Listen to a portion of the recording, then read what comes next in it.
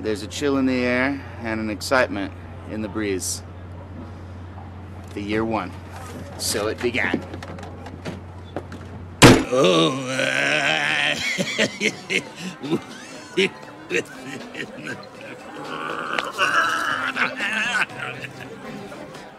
There have been few comedy movies in recent memory that had as much potential as Year One did. The ensemble biblical comedy, which was released in 2009, was critically panned and underperformed on all expectations. It was quietly forgotten by even those who seemed to enjoy it, which is baffling, especially considering the talent involved. Not only was the cast loaded with an array of talented performers, including Jack Black, Michael Cera, Olivia Wilde, David Cross, Juno Temple, Vinnie Jones, and Oliver Platt. Grab me with oil. It was also produced by Judd Apatow, with a script that was written by Gene Stupnitsky and Lee Eisenberg, a writing duo who together penned some of the most acclaimed episodes of The Office, such as Dinner Party. I was watching Jim's face. I was watching Jim. And he was laughing. No smile. Look at him. He's laughing.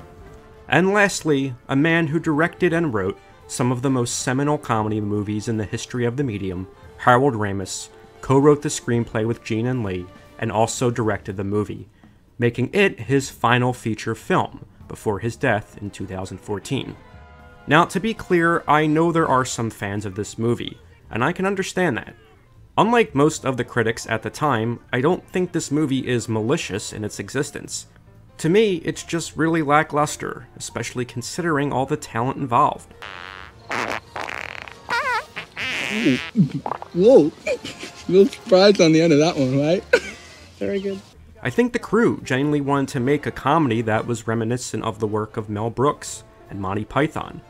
A satirical take on the stories and characters in the Bible with a modern edge. Yeah, she doesn't even know I exist. There's like 60 people in the village. I mean, you really have to go out of your way to not know that somebody exists. But the movie quickly descends into what feels like a filmed improv session, with characters constantly shouting over one another, and jokes that just go on way too long. I'm gonna start a new tribe. It's gonna be 10 times better. There's gonna be 10 times more dancing and fun. It's gonna be called Muscle Tribe of Danger and Excellence. You're not invited. The only breathing room seems to come from the occasional vomit, fart, or poop joke. What are you doing? Yep, apples. The humor just feels more in line with the cutaway jokes you see on Family Guy than the biting satire of Mel Brooks. Has given unto you these 15... Wait. 10 commandments! So what went wrong here? Why did a comedy vehicle that had so much potential end up being just so forgotten? Well, to figure that out, we'll have to go back to year 2009 to discuss Year One. To talk about Year One, we first have to talk about where film comedy was at in 2009. The era of the teen sex comedy was coming to an end, and in its place was a new genre, which seemed to center around a class of lovable losers. Most of the humor in these movies came from their failures in life. A lot of these stories were about these man-children characters growing up and finding out how to be mature. Some of them relied on a certain degree of ad-libbing and improv to enhance the material and make the humor feel a little more natural. The Apatow-produced R-rated comedies like The 40-Year-Old Virgin and Step Brothers adapted this approach and were massive successes. So it only makes sense that other filmmakers would try hard to replicate this formula. It seemed like during this time period there were so many comedies coming out that all had the same 5 people in them. Some of them succeeded, while others tried and failed. Like Zack and Miri Make a Porno, a movie director Kevin Smith later admitted he only made just to echo Apatow's successful movies at the time.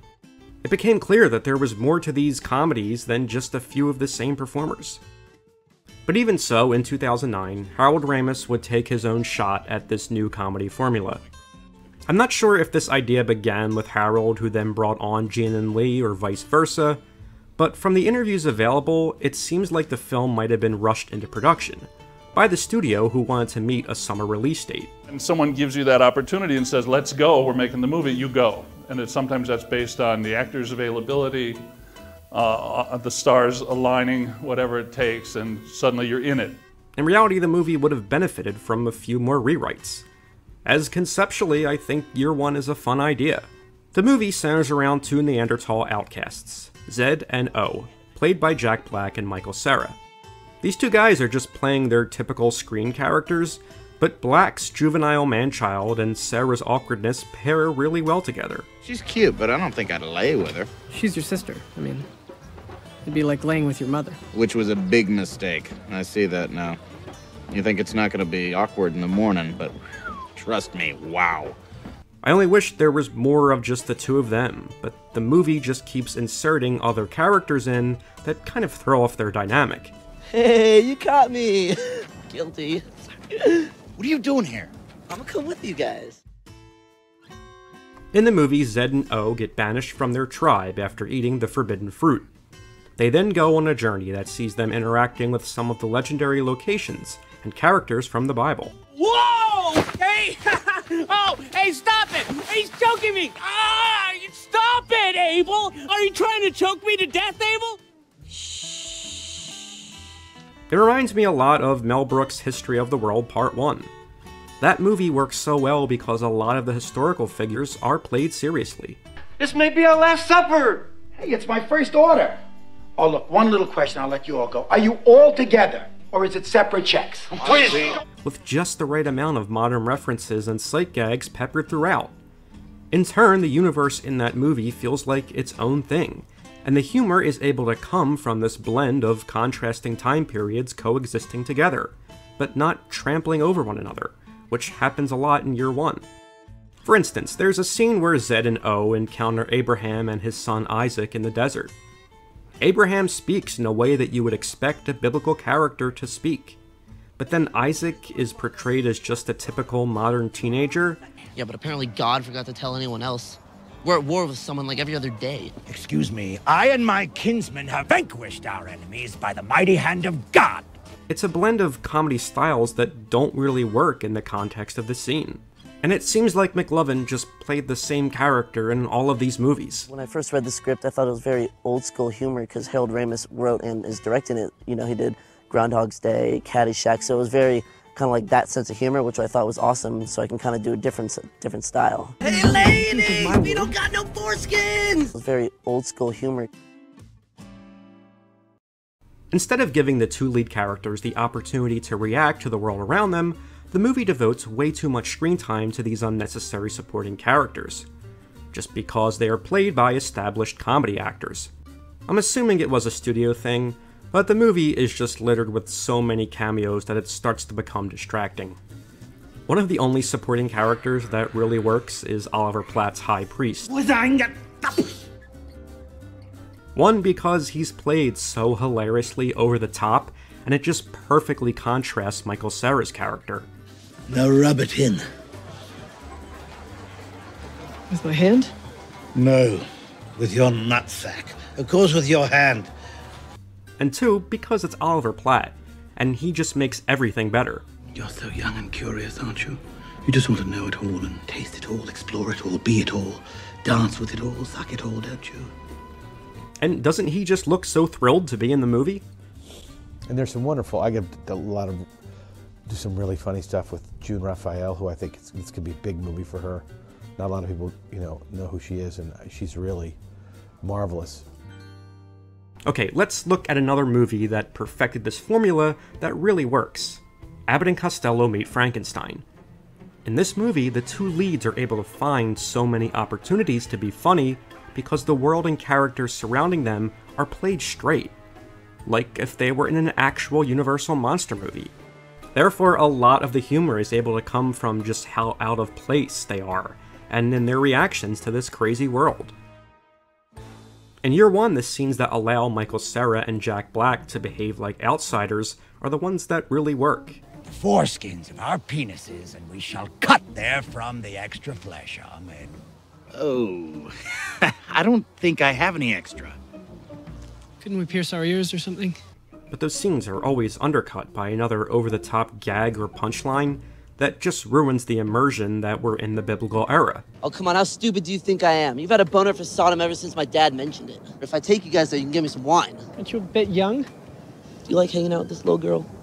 As with other mid-2000s comedies, you can tell a lot of improv was encouraged. I mean, Harold Ramis got his start in improv, and he proved to be one of the most knowledgeable in the field. But he was being way too generous with the performers here. Improv to me is, when you write a script, you're kind of working on a projected reality, what you think is going to happen. As soon as you get on the set of a movie, you've got to assemble all these elements, then you're dealing with reality. No matter what you thought was going to happen, you can only deal with reality, and that's when you start improvising, both in the shot, in the script, in the performance, everything. Oh, that was Boaz. Yeah. No. Or Japheth. It was Japheth. No. Enoch. No. I'm pretty sure it was Gilgamesh. No. Is Ismail? No. Is Adiah? No. Jennifer? No. It seems like none of the performances were reined in appropriately. It ruins the pacing of a lot of the comedy, and it seems like certain actors just have to keep making jokes as their characters are supposed to leave a scene. Just wait right there. I'll be right back to cut your penises. Not the whole thing, you understand. Just the very tip. Then after we're all gonna Stop have wine talking. and- Leave. Bye. What's great about this movie is that what's on the page works, and then whatever else is just gravy. To make matters worse, the film, which was written and shot as an R-rated comedy, was cut down by the studio to be PG-13, hoping to attract more of an early teen demographic. I can honestly admit that I dragged all of my friends to see this movie, and it's something they still haven't let me live down. The fact that this movie was helmed by a man who seemed to so perfectly understand the mindset and drives of the everyman character is just heartbreaking, because there's so little of that in this movie. Guard! The upside down prisoner has to pee! Oh, no. Try to keep your mouth closed. The reason movies like The 40-Year-Old Virgin or Superbad even came to exist is because Harold Ramis laid the groundwork for this type of comedy. Whether it was at the insistence of the studio or not, it's just so disappointing to watch this amazing director try to conform his style into this played-out comedy formula of the mid-2000s. In Year One, it just seems like no one involved was ever on the same page. The failure of Year One set off a chain reaction of events that we're still feeling the ripples of today. For starters, Gene and Lee had written a draft of Ghostbusters 3, which was scheduled to go into production following Year One. After its failure, that version of Ghostbusters 3 was abandoned, which led to the eventual reboot in 2016. And then the second reboot, which will come out later this year. The film became the final acting role and directed feature of Harold Ramis, as just a year after its release, he contracted an infection that would lead to his death in 2014. Despite being ravaged by critics for being juvenile and uneven, for me the biggest crime Year One commits is wasting the talent involved, chief amongst them Harold Ramis. If you watch any interview with him, you can see just what a kind and amazing guy he was. I just try to be present. I try to roll with everything that happens. I try to listen to every single person on the set, embrace everyone's input, and then make the best decision. I figure, it doesn't matter if it's my idea or someone else's, as long as I know it's the best idea. The moments in Year One that work are like brief windows into what this movie could have been. Ow! Not to sound like a parent lecturing a misbehaving child, but I find Year One to not be necessarily bad, but just really disappointing. There are a lot of really good threads in this movie that ultimately just don't come together. Despite this movie becoming a failure, Harold Ramis will always live on as a comedy mastermind and pioneer of the industry. The fact that this movie became such a blip on an otherwise illustrious career is just further evidence of his talent. Fortunately, the work and characters of Harold Ramis will live on forever. What's great about this movie is that what's on the page works, and then whatever else is just gravy.